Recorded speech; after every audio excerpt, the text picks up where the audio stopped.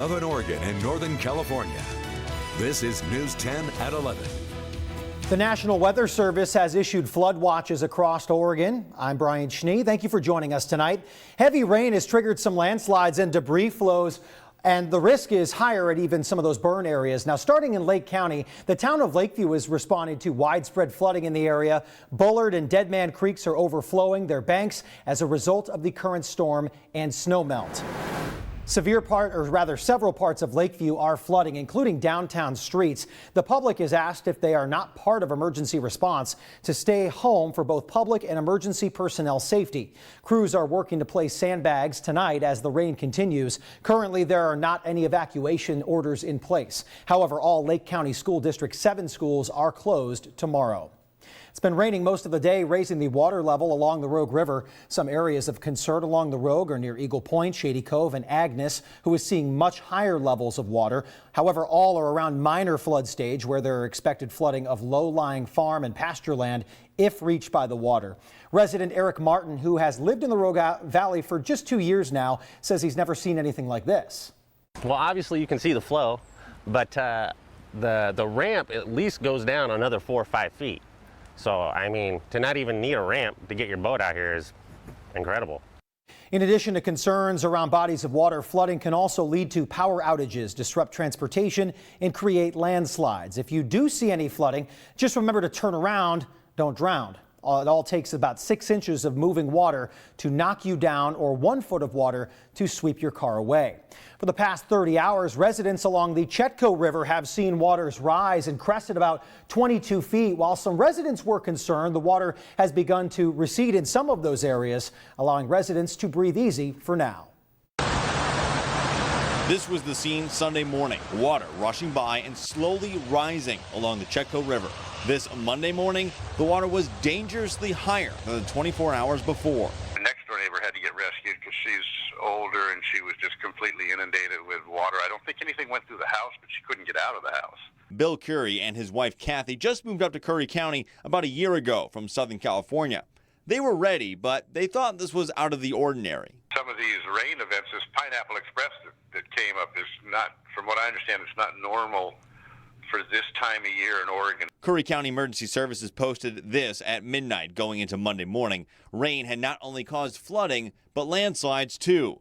Curry County Roads Department tells me some roads were underwater, others affected by many slips and slides. Mike Brulette lives at River's Edge RV Park, and as you can guess, is right along the Chetco River's edge. He moved there a few years ago from Klamath Falls, but wasn't too surprised by the floodwaters. I was getting pretty nervous there. We made it, everything was fine, so everything looks good as long as we don't get any more rain. On the other hand, Bill says this reminds him of historic levels of flooding. Yeah, no, this is a little bit worse. They said, we've talked to our neighbors, and they said this is comparable to 2012. Curry County Roads Department told News 10 many culverts were overflowing. One of the problem areas they've had is the Chetco bar fire burn scar, causing a lot of erosion. They are confident, though, that most of this is going on in the southern part of the county, not the entire county. An update on Highway 101 towards Brookings. We spoke with Dan Latham of the Oregon Department of Transportation. The repairs to the roads are on hold until the weather changes for the better, but there is a plan in action. We repaired it to an extent that we could open up a single lane right now, and as soon as it dries out, we'll open up to 2 lanes. Now, the rain that's happened over the last couple of weeks, and especially over the last weekend, has not appeared to increase any movement on the hillside, so it seems pretty stable. Check this video out, taken by the Gold Beach Visitors Center earlier today of that mighty Rogue River. Showers are diminishing this evening, but a flood warning remains in place. News 10 Chief Meteorologist Milt Radford is here with a quick look at your first alert forecast. That's right. We're seeing those showers begin to move off to the east of our region, but the low pressure and system is still pulling some of that in off of the Pacific, so we won't see entirely dry weather until later in the day tomorrow. As we take a look at the rain totals over the last 24 hours, they've been pretty impressive, right around 3 inches in Brookings, almost an inch in Medford. And if you look at some of the storm totals back more than 48 hours out, places in some of the coastal mountains received a foot or more of rain. We still have these flood warnings in effect, especially out toward Curry and Coos County. There's also, we showed you some of that video from out toward Lake County as well. Some warnings there for flood watches in effect. For tonight, temperatures down into the 30s. Out on the east side, we'll see mainly 40s to the west, about 45 degrees for an overnight low in Medford. Cooler than normal daytime temperatures will continue tomorrow. Coming up in just a few minutes, we'll take a closer look at when we'll see some drier, warmer weather.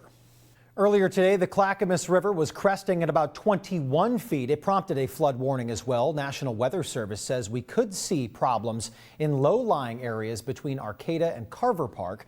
Clackamas County Sheriff's Office is warning people to stay off the river. Dozens of roads remain closed in Lynn County due to flooding, and more may be shut down in the Willamette valleys in the days ahead. The river is expected to rise. The high water from the South Santiam River has flooded parts of it, leading authorities to shut down the campgrounds. Lynn County had about 35 roads shut down. For flood updates in your area, you can log on to ktvl.com. Just click on weather.